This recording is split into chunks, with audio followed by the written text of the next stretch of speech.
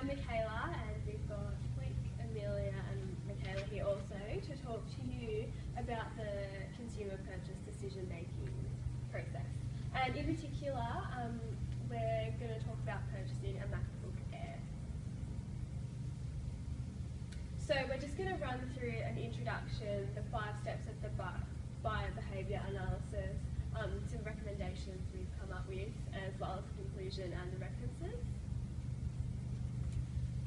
So it's vitally important to have a thorough knowledge of consumer behaviour theory as a competitive and large-scale company, just so that you can fully understand exactly how one identifies and resonates with a product according to their wants and needs, and then ultimately making the purchase of the product to appease such requirements. Both a theoretical and a physical understanding of the ideology is required, as creating a customer experience that is synonymous with a particular brand is becoming increasingly recognised as a vital driver of performance. The purpose of this presentation is to illustrate the process of consumer behaviour in regards to the purchase of the Apple MacBook Air and the recommendations we've concluded to aid you in increasing the likelihood of consumers purchasing your product. We'll define and present each step of the consumer decision-making process and outline some of our own recommendations. Need recognition occurs when a consumer is faced with an imbalance between actual and desired states. A consumer would need to purchase a laptop for various reasons, some of which would include a high school student using it for schoolwork, an employee using it for work, or an individual using it for personal use such as playing games. If a consumer doesn't have the product, they will not be able to complete these tasks.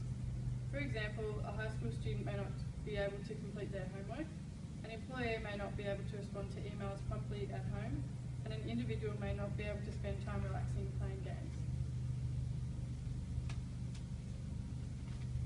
Before a consumer can make a decision, they must search for information. This can be done through an internal search or an external search. An internal search involves using one's memory to find information rather than an external source. This is often more common for a low involvement product, such as deciding on which restaurant to dine at, where an individual is more likely to base their decision on previous experiences. An external search is often used for a more high involvement product, such as purchasing a computer, and the individual is likely to do more research, such as through media, store visits, and friends' opinions. As a result of this, organisations which produce high involvement products need to ensure they have the information out there for the consumers to analyse. This may be through media coverage or brochures. By doing an external search, a consumer is likely to gain a better understanding of the product, including the price, range, features, colours, and also alternatives. By gaining this information, they are able to make a more educated decision about the product and whether it is the right one for them. An internal search isn't going to be enough to purchase a MacBook Air because the consumer needs more detailed information because the product is a high involvement one.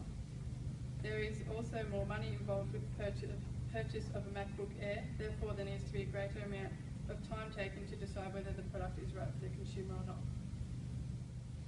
Through an external search, the consumer is going to find out information such as price, range, features, colours, and alternatives which are available to them. They will then make a decision based on the information they collected during this time. So the next step of the consumer decision-making process is the evaluation of alternatives. And in this particular instance, the consumer is likely to consider other brands because it is a high involvement product. It's well over $1,000, and the consumer is going to want to feel sure in their decision and that the product was worth the money. So after doing some research, looking at Harvey Norman's online website, the 3 top competitors for laptops were the Acer, the Asus, and the Toshiba laptop. So they're all similar in size. They're all roughly 13 to 14 inch and contain some of the similar features. And so the consumer is going to evaluate these alternative products in terms of 3 things, and they are the price, the appearance, and the specifications. So in terms of price, MacBook Air is the second cheapest laptop. They all contain similar memory and storage, although some of the competitor laptops are touchscreen and hold some different features. So the consumer came to this purchase decision. According to research, consumers' decisions are swayed by the effect they experience and anticipate by their predictions regarding future consumption experiences. So factors that influence the consumer during the purchasing process include influence from family, friends and peers. These are often reliable sources, and they recommend that Apple MacBook Airs are consistent, easy to use and navigate, and they're perfect for students and employees. Secondly is that they create a sense of belonging. So if students, a couple of students have MacBook Airs, more are likely to follow on. And next is they're satisfied by the information collected in the search. The information search compares prices, features, and the appearance of the product. And lastly, Apple is highly recommended in store. Sales representatives often recommend Apple as a premium product. And So step 5, we've got post-purchase behaviour. A consumer may now feel satisfied with their purchase of the MacBook as they now have the product that they wished for.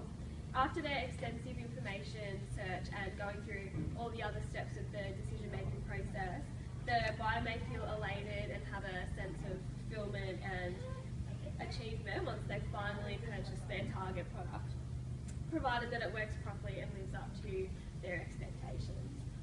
An important element in the consumer's post-purchase evaluations is to reduce any lingering doubts that the decision wasn't sound.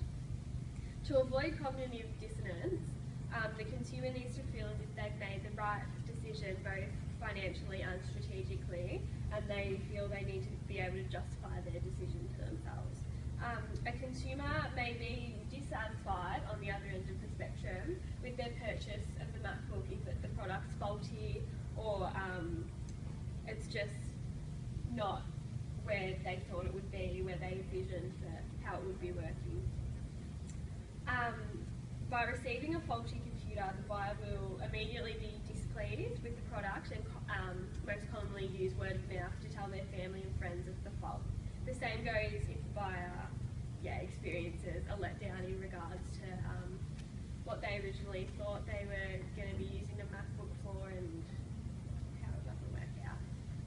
So when people recognise inconsistency between their values or opinions and their behaviour, they feel an inattention called cognitive dissonance, which is something that obviously wants to be avoided.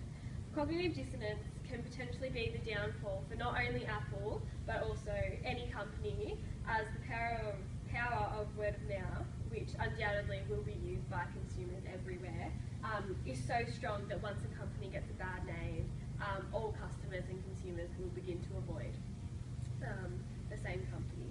So at the end of the day, the consumer's ultimate level of satisfaction impacts their decision to continue buying Apple products or not. So really, you just want a high level of satisfaction coming from warranties, guarantees, effective communication both from the company or in the shop, wherever the product purchased from, and even having follow-ups will keep the consumers happy. So after researching everything about the Apple MacBook Air, the 4 of us girls have come up with some recommendations which would help a wider audience of consumers to purchase such product. So what we came up with was that the common principle of price was often the thing that deterred consumers from buying such a product. So we were saying that price reductions would really open up the audience and help a wider range of people buy Apple MacBook Airs.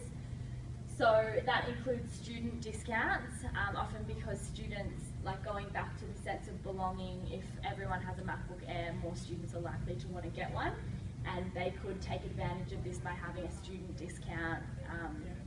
Nothing too big, but just 10 or 20% off for students, and that way they could really kind of up their sales in that area. And also a discount bulk buy for businesses, so to kind of expand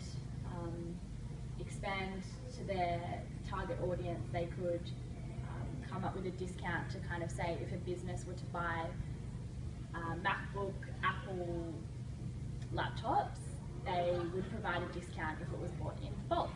So they were just recommendations from us, particular to price. Okay, so in summarising, MacBook Airs are specifically targeted at students and employees, and they aim to increase productivity and efficiency in the workplace and at unis or at school. The external search is vital as the product purchase is of high involvement, it's of high price, and it's of good quality, and you're wanting it to last a long time. Prior to the purchase, consumers need to look at the price, the appearance, and other specifications. The experience whilst researching and evaluating will influence the purchase decision. The post-purchase are likely to feel satisfied as they have followed the steps of the process and prior to making the decision. Overall, the consumer decision-making process is important because it provides marketers with information, and this information allows them to control what is available to a consumer during this process. And these are just our list of references. Thanks for watching.